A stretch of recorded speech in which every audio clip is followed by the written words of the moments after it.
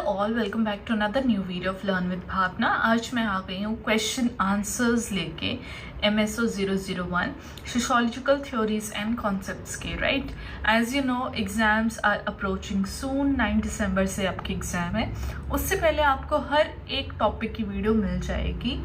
अगर आपकी कोई स्पेसिफिक रिक्वेस्ट है, कहीं पे आपको कुछ समझ में नहीं आ रहा है, टॉपिक्स के अंदर सब टॉपिक्स जो आपको अंडरस्टैंडिंग नहीं बन रही है, तो वो आप मुझे कमेंट कर सकते हैं। आई विल मेक श्योर कि एग्ज़ाम से पहले आपको हर एक क्वेश्चन की, हर एक टॉपिक की वीडियो मैं आपको प्रोवाइड कर दूँ। Okay, now starting with the question. हमारा फर्स्ट क्वेश्चन, अगर आपने मेरी प्रीवियस वीडियो देखी जहाँ पे मैंने सारे इंपॉर्टेंट क्वेश्चंस बताए, आप वो भी देख सकते हैं। उसके अकॉर्डिंग अगर आपको और कुछ एडिशनल क्वेश्चन बताना है या फिर उसके टॉपिक्स में सब टॉपिक्स अगर आपको कुछ डिस्कस करने हैं, तो वो आप मुझे कमेंट कर देना। आई विल मेक श्योर, मैं अपना 100% ट्राई करूँगी कि मैं वीडियो बनाऊँ। अगर नहीं बन पा रही है वीडियो, इट मीन्स कि I am busy with other topics. But हाँ, आप टेलीग्राम ग्रुप पे जुड़ जाइए, वहाँ पे भी आप कमेंट कर सकते हैं। वहाँ पे मैं आपको प्रोवाइड कर दूँगी विद स्पेसिफिक नोट्स। ओके, ये सारे नोट्स मिलना थोड़े से मुश्किल है, हाँ, बट एग्ज़ाम जब नियर होगा, जब आपको अंडरस्टैंडिंग हो जाएगी टॉपिक्स की, तो नोट्स भी मैं प्रोवाइड कर दूँगी। बट अंडरस्टैंडिंग बनना एग्ज़ाम्स पर्सपेक्टिव से वीडियोज़ के थ्रू ज़्यादा अच्छा है। ओके, अदरवाइज कंटेंट तो बुक्स में भी है, राइट, बट जितना आप को कोई समझा रहा है, उसको जो समझ के आपकी जो अंडरस्टैंडिंग बनेगी, that is more important for exams. Now starting with the first question. Social structure refers to relation between groups discussed with reference to the writings of E. Evans Pritchard. Okay, मैं आपको एक और चीज़ है, I will not just discuss topics, but I will make sure कि exam perspectives के हिसाब से मैं आपको टिप्स दूँ, राइट, जो टिप्स आपको एग्जाम में बहुत हेल्प करेंगे to fetch good marks. Now starting with the question, जैसे कि आपने देख लिया, इसमें सोशल स्ट्रक्चर हमें बात करनी है बिटवीन ग्रुप्स की, और हमें E. Evans Pritchard के हिसाब से हमें बताना है। तो सबसे पहले जहाँ पे ही किसी सोशियोलॉजिकल आइडेंटिटी का नेम आ जाता है, आप को आंसर अपना वहीं से स्टार्ट करना है, राइट। यहाँ पे जैसे if you will C, this is E. Evans Pritchard के बारे में मैंने एक शॉर्ट में लाइक 2 लाइन्स भी मैंने उनके बारे में नहीं लिखे हैं, जिससे कि आपको ये मेंशन करना बहुत ज़रूरी। अगर आपको नहीं पता, that is a different thing, but अगर आपको पता है तो मेंशन ज़रूर करना। अब जैसे ब्रिटिश सोशल एंथ्रोपोलॉजिस्ट मैंने यहाँ पे मेंशन किया, तो आप उसको एग्जाम में अंडरलाइन ज़रूर करना, राइट, ताकि एक जो एग्जामिनर है वो उसका फोकस वहाँ पे जाए और उसको पता चले यस, इस स्टूडेंट को नॉलेज है, इस स्टूडेंट को पता है। Okay, so these are few tips जिससे कि आपको अच्छे मार्क्स मिल जाएंगे एग्जाम्स में, राइट। वो तो मैं विद टाइम आपको बताती जाऊँगी, जैसे कि आप इसको अंडरलाइन कर सकते हैं एग्जाम्स में। ओके, तो जो इवांस प्रिचर्ड थे वो एक ब्रिटिश सोशल एंथ्रोपोलॉजिस्ट थे, जिन्होंने कंट्रीब्यूट किया अंडरस्टैंड करने में social structure with in the society, जहाँ पे उन्होंने एथनोग्राफिक वर्क किया। एथनोग्राफिक वर्क कौन सा होता है, आप ये पूछोगे, तो जब भी कोई एंथ्रोपोलॉजिस्ट है, सोशलॉजिस्ट है, वो किसी भी एक फील्ड में जाके, उस ट्राइब में जाके, उस एरिया में जाके जो रिसर्च करते हैं ना, जिसको फर्स्ट हैंड रिसर्च बोलते हैं, उसको एथनोग्राफिक वर्क कहते हैं। तो इट मीन्स, अब आपको इससे पता लग जाएगा ना कि अच्छा, एथनोग्राफिक वर्क मीन्स वो अफ्रीकन सोसाइटीज, अजांडे और न्योर ट्राइब्स, ये ट्राइब के नेम है, अजांडे और न्योर, ठीक है। मैंने अपनी प्रीवियस वीडियोस में भी आपको बताया, जहाँ पे मैंने ट्राइब का आपको क्वेश्चन किया था कि हर एक ट्राइब में अपना नेम होता है, राइट। जैसे हर एक सिटी का, हर एक गाँव का नाम होता है, वैसे ट्राइब्स के भी अपने नेम्स होते हैं और उनकी अपनी एक अलग पहचान होती है, अलग अपनी आइडेंटिटीज होती है। अब आपको पता चल गया कि इवांस प्रिचर्ड थे, उन्होंने एथनोग्राफिक वर्क किया, मीन्स वो अफ्रीकन सोसाइटीज़ में जाके उन्होंने रिसर्च की थी, वो उन लोगों के बीच में रहे थे, तब उन्होंने अपनी रिसर्च थीसिस बुक जो भी है वो सारी अपनी लिखी थी, राइटिंग्स। ओके, तो ये आपने अगेन अजांडे और न्योर ट्राइब्स का आपने बता दिया। Again you will underline these terms, you will underline these names. अगर आपको और स्पेसिफिक करना है और मेंशन करना है, then you can write Azande tribe and the Nuer tribe. Okay, Nuer and Azande are very 2 famous tribes. इसको आपको बहुत सारे क्वेश्चंस में, आंसर्स में आप इसका मेंशन आपको मिल जाएगा। ओके, तो उन्होंने अपनी राइटिंग में क्या बताया कि जो सोशल स्ट्रक्चर है वो एक ऐसे ही फ्रेमवर्क नहीं बना दिया है एक ट्राइब ने, मतलब कि ऐसे ही नहीं है कि कुछ हो उसकी डेफिनेशन दे दी, नो, वो वहां तक डेफिनेशन तक सीमित नहीं है, बल्कि जो ट्राइब्स है उनका जो रिलेशन है ग्रुप्स के बीच में, और जो उनका कल्चर है, इकोनॉमिकल, पॉलिटिकल, हर कॉन्टेक्स्ट में जो उनका सोशल स्ट्रक्चर है वो मेंटेन्ड है। हर कॉन्टेक्स्ट में वो अपना सोशल स्ट्रक्चर मेंटेन करके चलते हैं और एक सिस्टमैटिक वे में चीजें होती हैं। ओके, तो आपने फर्स्ट ये जो इंट्रोडक्शन है, राइट, ये जो वन पैरा जो मैंने बताया ये इंट्रोडक्शन है, और आपको अपने क्वेश्चन ऐसे ही सिस्टमैटिक वे में प्रेजेंट करने हैं। पहले आपने इंट्रोडक्शन दे दिया 5-6 लाइन में, अगर आप इसको आंसर शीट पे लिखोगे तो ये 5 to 6 लाइन्स में ही आएगा। तो ये आपने इंट्रोडक्शन दे दिया और इसमें आपने बता दिया कि आगे हम आंसर में क्या डिस्कस करने वाले हैं। Okay, now starting with the answer. अब हम बात करेंगे कि सोशल स्ट्रक्चर है वो कैसे ग्रुप रिलेशंस को कैसे फॉर्म करता है। जब हम सोशियोलॉजी में सोशल स्ट्रक्चर की बात करते हैं तो हम देखते हैं वो एक बहुत बड़े दायरे पे देखा जाता है, चाहे वो सोशल इंस्टीट्यूशंस हो गए या फिर कोई रूल्स रेगुलेशन या रिलेशंस हो गए, ठीक है। लेकिन जो इवांस प्रिचर्ड थे उनका जो पर्सपेक्टिव था, उन्होंने ग्रुप्स के ऊपर एम्फसाइज किया कि जो छोटे छोटे ग्रुप्स है विद इन सोसाइटीज उसमें भी कैसे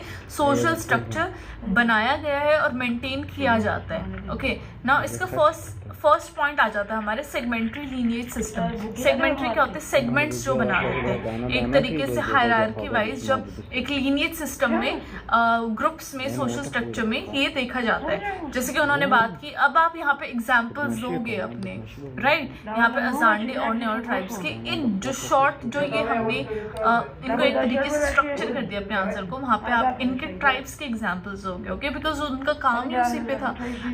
जब तक आप उन ट्राइब्स को मेंशन नहीं करोगे उन्होंने क्या रिसर्च की, how will the examiner know कि हाँ भाई आपको पता है। जस्ट मेंशन करने से चीजें नहीं पता चलेगी ना एग्जामिनर को, वहीं पे बच्चे पॉइंट्स अपने लूज कर देते हैं एग्जाम्स में। ओके, अब यहाँ पे आपने इसको हाईलाइट करना है, then you have to highlight Nuer tribe again. Okay, तो ये दो जब पॉइंट्स आप हाईलाइट करोगे तो एग्जामिनर को पता चलेगा अच्छा इस वाले जो पैराग्राफ में है ये दो चीजों के ऊपर बात हुई है। ओके, तो ये छोटे छोटे टिप्स है जो आपको मिलती रहेंगी विद आंसर्स। नाउ नॉय ट्राइब में क्या देखा गया, उन्होंने बताया कि जो सेगमेंट्री लीनिएज सिस्टम है जहाँ पे क्लैंस और लीनिएजेस होते हैं। क्लैन क्या हो गया? एक परिवार के काफी सारे जब लोग निकल के आते हैं उसको क्लैन कहते हैं। और जो लीनिएजेस होती है मतलब कि जो पीढ़ी दर पीढ़ी चलती रहती हैं, ओके, वो एक बैकबोन है सोशल ऑर्गेनाइजेशन की। जो क्लैंस और लीनिएज है वो एक social organisation within tribes फॉर्म करती है, स्पेशली नॉय ट्राइब में। जब सोशियोलॉजिकली इस सिस्टम को देखा गया तो उन्होंने देखा कि इससे क्या है, अलायंसेस भी होती है और कॉन्फ्लिक्ट्स भी होते हैं, और ये सब हायरार्की के थ्रू इनको मैनेज किए जाते हैं या नेस्ट या निकले जाते हैं, कैसे भी आप उसको लगा लो। ओके, दोनों तरीके से, मतलब कि वो पॉजिटिव साइड भी है उसकी नेगेटिव साइड भी है, और रिलेशनशिप इससे डेवलप भी हो रहे हैं हट भी रहे हैं जो भी है। तो वो एक तरीके से उन्होंने पॉजिटिव साइड उसको मतलब क्रिटिकली एनालाइज कर दिया उस चीज़ को। जैसे मैंने अपनी वीडियो में बताया था, क्रिटिकली एनालाइज करना सोशियोलॉजी में बहुत इंपॉर्टेंट है। हर एक पहलू के पॉजिटिव साइड भी होती है, नेगेटिव साइड भी होती है। ओके, वो आपको मेंशन करना अपना बहुत ज़रूरी है। और जब माइक्रो लेवल पे हम बात करते हैं, मतलब कि एक और छोटे दर पे जब हम बात करते हैं, तो ये जो डिस्प्यूट्स हैं लीनिएजेस के अंदर, वो जो मैक्रो लेवल पे जो क्लैंस एग्जिस्ट कर रहे हैं उनके मतलब कि जो एक्सटर्नल थ्रेट्स आ रही है या फिर उससे कोई भी एक तरीके से मान लो कोई भी दिक्कत आ रही है, पीड़ा आ रही है, तो वो उसके थ्रू वो रिजॉल्व कर लेते हैं। ओके, तो इससे पता चल रहा है कि कैसे एक सोशल स्ट्रक्चर जो है वो रिलेशंस में एक कोहिजन डेवलप करता है। कोहिजन क्या होता है? पॉजिटिविटी, एकजुटता वो डेवलप करता है। क्योंकि अगर एक माइक्रो लेवल पे किसी भी परिवार के अंदर कोई भी दिक्कत हो रही है तो वो कहते हैं ना कि वो पंचायत टाइप में फॉर्म हो जाती है, तो उस तरीके से आप इसको लगा लो। तो वो नॉय ट्राइब के अंदर वो पंचायत टाइप में फॉर्म होती है, फिर उन जो भी प्रॉब्लम हो रही है उसको सॉल्व कर लेते हैं। ओके, रादर देन कि चीर फाड़ हो रही है, लड़ाइयाँ हो रही है, तो उसको इस तरीके से सॉल्व किया जाता है। तो इसकी एक पॉजिटिव साइड इवांस प्रिचर्ड ने देखी नॉय ट्राइब्स के अंदर। अब ये जो फोकस है ये डर्काइम की अंडरस्टैंडिंग से भी देखा जाता है, जहाँ पे उन्होंने सोशल सॉलिडारिटी की बात की थी। Now again one more important thing, अगर आपने डर्काइम, वेबर, मार्क्स इनके बारे में पढ़ा है तो आप इनकी थ्योरीज कहीं ना कहीं किसी ना किसी आंसर्स में डाल दो, राइट। चाहे आप 2 लाइन के लिए डालो and then you can Emile Durkheim या फुल नाम या आप जो भी उनका सरनेम वगैरह यूज करना चाहते हो उस हिसाब से अंडरलाइन इट। अब ये सिर्फ एक ये नाम देख के एग्जामिनर आपको 2 एक्स्ट्रा मार्क्स देगा, ओके, क्योंकि आपने अब यहाँ पे 2 सोशियोलॉजिस्ट को लिंक कर दिया, राइट। तो आप ये मतलब कि जैसे डर्कहाइम के बारे में आपको पता चल गया, सोशल सॉलिडारिटी को मैं इस क्वेश्चन में मैं लगा सकती हूँ। अब आगे भी कोई क्वेश्चन आ रहा है, अगर आप उसमें भी डाल सकते हो, तो मेक शॉर्ट क्रिस्प नोट्स, ठीक है, आप उसको डाल दो, ठीक है, किसी भी आंसर के अंदर। आई होप ये आपके लिए टिप्स आपको अच्छी लग रही हैं। कमेंट भी करके बताना कि आपको ये टिप्स कैसी लग रही है, और मैं सारे आंसर्स ऐसे एक्सप्लेन करूं या फिर जस्ट मैं आंसर एक्सप्लेन कर दूं, टिप्स की नीड नहीं है, ओके, वो भी आप मुझे बता सकते हैं। आई विल मेक श्योर जैसे आप लोगों की नीड से मैं उसके अकॉर्डिंग वीडियो बना दूँ। नाउ डर्कहाइम ने सोशल सॉलिडारिटी के बारे में बात की, जो कि हम यहाँ पे नॉयर ट्राइब में भी देखा गया, जहाँ पे जो कलेक्टिव बॉन्ड्स थे वो बहुत ज्यादा इंपॉर्टेंट डर्कहाइम ने भी देखे और प्रिचर्ड ने भी देखे, जहाँ पे इंडिविजुअल एजेंसी इतनी इंपॉर्टेंट नहीं देखी गई, बल्कि कलेक्टिव बॉन्ड्स वो मोर इम्पॉर्टेंट, ताकि एक सोशल ऑर्डर, एक सोसाइटी नॉर्म्स या फिर रिलेशंस मेंटेन करे जा सके। जब हम बात करते हैं नाउ नेक्स्ट पॉइंट का, social structures functional and adaptive. Functional again positive way में, और अडेप्टिव क्या होगा, किसी भी सोशल सर्कमस्टांसेस के अकॉर्डिंग ढल जाना, उसको अडेप्टिव कह देते हैं, राइट। तो इवांस प्रिचर्ड के केस में देखा गया कि जो स्ट्रक्चरल फंक्शनल अप्रोच थी वो सोशियोलॉजिकल थ्योरीज में देखा गया कि सोशल स्ट्रक्चर क्या है, एक स्पेसिफिक फंक्शन वो प्ले करता है विद इन सोसाइटी, राइट, जहाँ पे वो रिलेशन ऑर्गेनाइज करता है बिटवीन ग्रुप्स, स्ट्रक्चर इंश्योर करता है, और reproduction of societal norms and address collective needs. अब ये जो 3 इंपॉर्टेंट मैंने बात बोल दी इसमें क्या है, एक तो रिलेशन बिटवीन ग्रुप्स ऑर्गेनाइज करना, then reproduction of societal norms and address collective needs. ये 3 इंपॉर्टेंट जो टर्म्स हैं, you will have to underline these terms in your exam। मैंने यहाँ पे नहीं की है because of course you know content देना इज मोर इम्पॉर्टेंट, और टिप्स के थ्रू आपको पता चल जाएंगी चीजें। ओके, अब हमने इसमें देख लिया कि कैसे उन्होंने इवांस प्रिचर्ड ने पॉजिटिव पॉइंट्स बोल दिए अगेन, ठीक है, जहाँ पे कि जो भी हमारा एक तरीके से जो सोशल स्ट्रक्चर है वो क्या करते हैं, एक तो रिलेशन फॉर्म हुए रहते हैं बिटवीन ग्रुप्स में, और फिर सोसाइटल नॉर्म्स बने रहते हैं, और कलेक्टिव नीड्स जो भी सोसाइटी की ग्रुप्स की वो उसमें देखे जाते हैं। Okay, now talking about conflict resolution and social order. कोई भी कॉन्फ्लिक्ट, कोई भी दिक्कत आ रही है विद इन ग्रुप्स में, उसको कैसे वो ठीक करते हैं, रिजॉल्व करते हैं, राइट, और सोशल ऑर्डर कैसे मेंटेन रहता है। नाउ यू विल सी, अब हमने अजांडे ट्राइब की हमने बात की है यहाँ पे, ओके, अजांडे ट्राइब का हम एग्जाम्पल ले आए, हमने जस्ट मेंशन नहीं करना है अपने आंसर में, but we have to explain also. Now you will see कि अजांडे ट्राइब ने विच क्राफ्ट और ओरेकल्स का यूज किया था ताकि वो जो डिस्प्यूट हो रहे थे उनको खत्म कर सके। वो कहते हैं ना वो टूना टोटका कर देना, लेकिन एक पॉजिटिव वे में उन्होंने इसका अजांडे ट्राइब में देखा कि वो विच क्राफ्ट यूज कर रहे थे ताकि कोई भी दिक्कत है या कुछ भी प्रॉब्लम है उनके ट्राइब्स के बीच में उसको खत्म कर दे, और जो बिलीफ सिस्टम है ताकि सोशल इक्विलिब्रियम मतलब कि एक सोशल ऑर्डर बना रहे, कुछ भी दिक्कतें ना आए, उसको हटाने के लिए विच क्राफ्ट का यूज किया गया, और एक स्ट्रक्चर्ड लॉजिक भी लाया गया ताकि एक कोहेजन ग्रुप्स के अंदर, मतलब कि ये बताना कि अच्छा हमारा एकजुट रहना इंपॉर्टेंट क्यों है, rather than being separate, rather than being individual identity. तो ये चीजें भी बताई गई, और मोरल बाउंड मतलब कि हर तरीके से, चाहे वो कुछ भी अच्छी बातें कह के बोलना हो या मोरल बाउंड्रीज हर किसी को अपने दायरे की बातें बताना हो, उस तरीके से ये देखा गया कि सोशल ऑर्डर को, कोहेशन को ज्यादा इंपॉर्टेंस दी गई थी within Azande and Nuer tribes. जब हम सोशियोलॉजिकल लेंस के थ्रू देखते हैं तो ये हमारा देखा जाता है mechanism of social control akin to Weber's notion of traditional authority. अब वेबर का हमने यहाँ पे जिक्र कर दिया, again very important, you have to underline this. हमने यही चीज देखी है वेबर के ट्रेडिशनल अथॉरिटी में।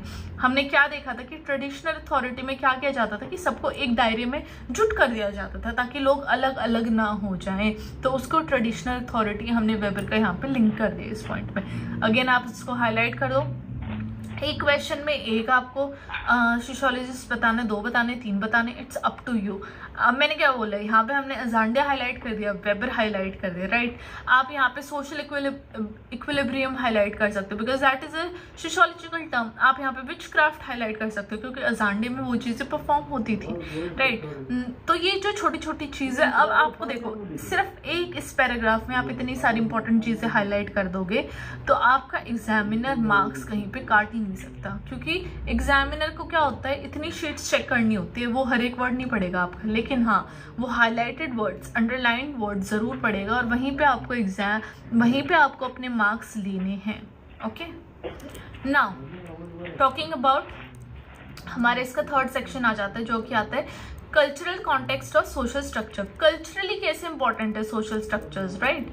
अभी हमने तो सोशली देख लिया उसको, तो सोशियोलॉजिस्ट ने ये देखा कि जो सोशल स्ट्रक्चर है वो एक वैक्यूम में, मतलब कि एक अलग से वो एग्जिस्ट नहीं करते कि सोशली एग्जिस्ट कर गए, लेकिन वो बहुत ज़्यादा डीपली एम्बेडेड होते कल्चरल और हिस्टोरिकल कॉन्टेक्स्ट में। इवांस प्रिचर्ड के वर्क में भी यही चीज़ देखी गई कि कल्चरल प्रैक्टिसेस शेप करती हैं और शेप की जाती हैं बाय सोशल स्ट्रक्चर। जो कल्चर में, जो किसी का भी कल्चर है, राइट, उसमें क्या चीज़ें प्रैक्टिस की जा रही हैं वो सोशल स्ट्रक्चर को फॉर्म कर देती हैं, और सोशल स्ट्रक्चर भी हमारी काफ़ी सारी कल्चरल प्रैक्टिसेस को शेप करता है। फॉर एग्जांपल किसी कल्चर में क्या होता है कि भैया आपको पल्लू करना है, राइट, तो वो कल्चर है, लेकिन उस कल्चर ने क्या है, अब वो एक सोशल स्ट्रक्चर फॉर्म कर दिया कि पल्लू तो सबको करना ही है। इस मतलब कि ये तो बहुत एक छोटा एग्जाम्पल मैंने आपको दे दिया बेसिक अंडरस्टैंडिंग के लिए। अब उससे तो बहुत बड़े एक दायरे, जितनी भी जो कुछ भी रीति रिवाज रस्में होती हैं, ये सब सोशल स्ट्रक्चर के अंदर आ जाती है, कल्चरल प्रैक्टिसेस के अंदर आ जाती है। कुछ चीज़ें पहले नहीं थी, अब इतनी ज़्यादा हैं क्योंकि लोग उनको दूसरे कल्चर से कॉपी करके ले आए। अब उसने क्या किया, उसी तरीके से उन कल्चरल प्रैक्टिसेस ने सोशल स्ट्रक्चर फॉर्म कर दिया। ओके, तो ये छोटे छोटे एग्जाम्पल्स हैं और ये हर सोसाइटी के अंदर है। आप अपनी डेली लाइफ के, आपके घर का भी एक कल्चर प्रैक्टिस होगी, राइट, जो कि उसने आपके घर का एक सोशल स्ट्रक्चर परफॉर्म कर दिया है, फॉर्म कर दिया है, राइट। तो ये छोटे छोटे एग्जाम्पल आपको अपनी डेली लाइफ में मिल जाएंगे। नाउ कल्चरल सिंबोलिज्म का सोशल रिलेशन क्या है। जब अजांडी सोसाइटी में, अजांडी ट्राइब में देखा गया कि ओरेकल्स क्या होते हैं, एक तरीके से एक मैजिक काइंड ऑफ ट्रिक्स ही होते हैं, जो कि एक सिंपल रिचुअल नहीं था लेकिन एक स्ट्रक्चरल एलिमेंट था जहाँ पे relationship between families, clans and communities form की जाती थी या फिर बनाए रखी जाती थी। ओके, तो उन्होंने देखा कि ओरेकल इज नॉट लाइक कोई भी ऐसे काइंड ऑफ मैजिक या फिर उसको कह देते हैं ना अनपढ़ तरीके से वो सारी चीज़ें नहीं हो रही थी, लेकिन उसका बहुत ज़्यादा डीप रूटेड मीनिंग्स होते थे ताकि रिलेशनशिप्स फैमिलीज के अंदर, क्लैंस के अंदर, कम्युनिटीज के अंदर बने रहें। ऐसी जो प्रैक्टिसेस थी वो बताती है कि कैसे जो सोशल स्ट्रक्चर है वो कैसे कल्चरल मीनिंग्स प्रोवाइड कर देता है काफ़ी सारी चीज़ों को। यहाँ पे मैंने क्लिफर्ड ग्रिट्स का भी मैंने एग्जाम्पल डाला। अब आप सोचोगे कितने सारे एग्जाम्पल मैम हम तो नहीं डाल सकते, नहीं आपको नहीं डालने हैं, बट हाँ आप एक दो एग्जाम्पल ज़रूर, मैंने इसलिए ही डाला है ताकि आप एग्जाम्स में पॉइंट्स, नंबर्स ले सके। इसमें से आपको एक दो भी याद रह जाएंगे ना, वो आप मल्टीपल जगह यूज़ कर सकते। ये नहीं कि MSO 001 के इसी क्वेश्चन में यूज़ होंगे, हर कहीं पे यूज़ हो सकते हैं ये। I am telling you this again and again कि ये एग्जाम्पल्स हर कहीं पे यूज़ हो सकते हैं। अब क्लिफर्ड ग्रिट्स ने ये अपने थिक डिस्क्रिप्शन में बताया था। अगर आपने क्लिफर्ड ग्रिट्स की मेरी वीडियो नहीं देखी, मैंने पुरानी वीडियो भी डाली हुई है, आप देख सकते हो। वहाँ पे थिक डिस्क्रिप्शन क्या होता है, किसी भी चीज़ के बारे में जब हम डिटेल टू डिटेल बताते हैं उसको थिक डिस्क्रिप्शन कहते हैं, ठीक है। इसमें उन्होंने भी बताया था कि कैसे कल्चरल सिंबलिज्म का सोशल रिलेशन में एक इंटीग्रल पार्ट है, वो कैसे उसको पॉजिटिव वे में इन्फ्लुएंस करता है, right. Now talking about the next para, dynamic nature of social structure. अब जब हम बात करते हैं स्टैटिक नोशन, मतलब कि जैसे जो कल्चर्स हैं वो कभी चेंज नहीं होते, कभी होते हैं तो वंस इन अ वाइल, वो भी इतना जोर लगा के कुछ चीज़ें चेंज हो जाती है विद इन सोसाइटी, क्योंकि जो ये बिल्कुल रूढ़िदार सोच है ना, जो कि चेंज होने का नाम नहीं लेती, वो इन सब चीज़ों को चेंज होने नहीं देते हैं। होते हैं तो विद टाइम, आफ्टर मतलब कि डेकेड्स वो चीज़ें चेंज होती है, उसमें भी थोड़ा बहुत बदलाव आना। ओके, नाउ जब हम बात करते हैं सोशल स्ट्रक्चर्स की, तो वो फ्लूइड है और इवॉल्व भी होते विद चेंजिंग सर्कमस्टांसेस, बट एक तरीके से उसमें मैंने बोला कि जो सोच का जो फर्क हो जाता है उसके थ्रू थोड़ा चेंज होना मुश्किल हो जाता है। तो इवांस प्रिचर्ड ने क्या ऑब्जर्व किया कि न्यूरो सेगमेंटरी सिस्टम ये इलस्ट्रेट करती है कि अडेप्टेबिलिटी इन अलायंसेस। सोशियोलॉजिकली ये देखा गया कि जो नॉर ट्राइब थी वो एग्जाम्प्लीफाई करती है कि सोशल स्ट्रक्चर कंटेक्स्ट डिपेंडेंट होता है कि किस कंटेक्स्ट में कैसे बिहेव करना है, किस कंटेक्स्ट में क्या करना है, राइट। तो उनको एक कंटेक्स्ट मिलना चाहिए सोशल स्ट्रक्चर को, वो तभी डेवलप्ड होते हैं, तभी बनते हैं वो। अब जो अलायंसेस थी वो शिफ्ट हो जाती है एक्सटर्नल थ्रेट्स की बजाय, showing that group relation are flexible and negotiated, right. अब एक्सटर्नली उनको कोई डर नहीं है कि हमने ये नहीं किया तो ये नहीं होगा, राइट। उनको मतलब कि बाहर के लोगों का कोई डर नहीं है, बाहर की ट्राइब्स का कोई डर नहीं है, बट उनको इस चीज का रहता है कि जो हमारे ग्रुप रिलेशन है वो फ्लेक्सिबल हो जाए और नेगोशिएट कर ले, राइट। आजकल कहते हैं ना, अरे उन 4 लोगों से फर्क नहीं पड़ता लेकिन घर के 4 लोगों से फर्क पड़ता है। तो वही मतलब कि इन सिंपल लैंग्वेज ये चीज वो बता रहे हैं इवांस प्रिचर्ड। अब ये अलाइन कर देता है गिडन्स स्ट्रक्चरेशन थ्योरी। अब गिडन्स की स्ट्रक्चरेशन थ्योरी क्या थी? वो कहते थे कि जो स्ट्रक्चर है वो बोथ अनेबल भी करता है और कंस्ट्रेन भी करता है एक्शन को, ठीक है।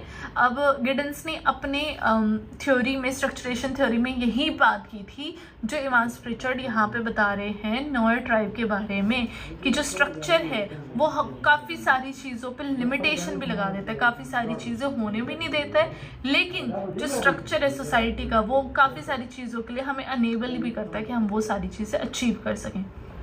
ओके, इन शॉर्ट ये चीज़ गिडन्स ने भी अपनी स्ट्रक्चरेशन थ्योरी में बताई थी। नाउ जब हम रिफ्लेक्शन करते हैं इवांस प्रिचर्ड के वर्क पे, तो काफ़ी सारे सोशियोलॉजिस्ट ने चैलेंजेस भी लाए। अब आपको भी इनका वर्क देख के, मुझे भी कई जगह काफ़ी सारे सोशियोलॉजिस्ट का वर्क देख के लगता है कि क्योंकि अभी सोसाइटी इतनी इवॉल्व हो गई है, राइट। इवांस प्रिचर्ड ने अपना ये काम कब लिखा था? अगर अभी हम बात करते हैं 2024 की, तो बहुत सारी चीज़ें हमारे साथ नहीं बैठेंगी, राइट। वो इक्विलिब्रियम उनकी थिंकिंग और हमारी थिंकिंग का नहीं मैच होएगा, राइट। इसी तरीके से काफ़ी सारे जो न्यू सोशियोलॉजिस्ट आए थे उन्होंने उनके वर्क को चैलेंज किया और बताया कि जितने भी एब्स्ट्रैक्ट मॉडल्स हैं ये फोकस करते हैं lived experiences of social structure, बल्कि जो सोशल स्ट्रक्चरल फंक्शनल अप्रोच है वो वैल्यूएबल इंसाइट्स लाती है ताकि वो इनवाइट कर सके critique for underestimating the role of power and agency within group relations, which later sociologist like Bourdieu and Foucault would emphasise. Okay, मैंने इसके बारे में इतनी बात की कि अगर आप चाहो तो इसको हटा भी सकते हो, ठीक है। इसमें मतलब कि मैंने उसको आगे इतना ड्रैग नहीं किया इस टॉपिक को, टॉपिक तो बहुत बड़ा हो सकता है, बट हाँ we will leave it here, ठीक है। तो ये था कि काफ़ी सारे लोगों ने उनकी उस बात का उसको क्रिटिक भी किया, उस चीज़ उसकी चैलेंजेस भी लाए गए इवांस प्रिचर्ड के वर्क के। Now last thing that comes is conclusion. Now this is the last portion of our answer. Conclusion आपको हर आंसर में लिखनी ही लिखनी है। You have to underline it. दूसरे पेन से आपको हेडिंग देनी है, हेडिंग जरूर देनी है कंक्लूजन की। तो आप बताओगे कैसे कि इवांस प्रिचर्ड ने जो एनालिसिस किया था सोशल स्ट्रक्चर का through the lens of group relation provider nuanced understanding of how societies are organise, ठीक है। उन्होंने जैसे बात की अभी नॉयर ट्राइब का, जांडी ट्राइब का, वहाँ पे आप अपनी कंक्लूजन में मेंशन करोगे। फिर आप बताओगे कि उनके वर्क ने जब इम्पोर्टेंस देखी स्टडिंग की between cultural practices and group dynamics and societal functions, ये हमने सारी चीज़ों पर बात की है। जब हम सोशलॉजिकल पर्सपेक्टिव से बातें करते हैं तो हमें दिखता है कि कैसे सोशल स्ट्रक्चर्स मेयरली फ्रेमवर्क नहीं है, मतलब कि एक उनका बॉर्डर लाइन चीज़ें बना के रख नहीं दी हैं, बट वो इन रियलिटी अमंग सोसाइटीज़ वो होते हैं। These are dynamic systems that adapt to maintain order, resolve conflicts and sustain cultural meanings. अभी आप उसको पॉजिटिव एंड पे ही एंड करोगे बिकॉज ऑफकोर्स इवांस प्रिचर्ड ने उसको एक पॉजिटिव नोट पे देखा था विद इन दीज सोसाइटीज। तो this is how you will frame your answer. मैंने आपको विद एक्सप्लेनेशन टॉपिक एक्सप्लेन कर दिया है ताकि ऑफकोर्स आपको ये सारा लिखा हुआ याद नहीं रहेगा, बट हाँ बोला हुआ काफ़ी हद तक याद रहेगा। Don't worry, I will come up with more videos. So आप सब्सक्राइब कर लो चैनल को ताकि आप एक भी वीडियो मिस ना करो। हाँ, और मैंने जितने भी आपको टिप्स बताए हैं आप प्लीज़ कमेंट करके भी बताना कि ये टिप्स आपको ऐसे ही लेनी है या should I simply explain the answer. और आपको कोई भी कंफ्यूजन, कोई भी दिक्कत है तो do mention down in the comment. Okay, I will see you soon with another new video.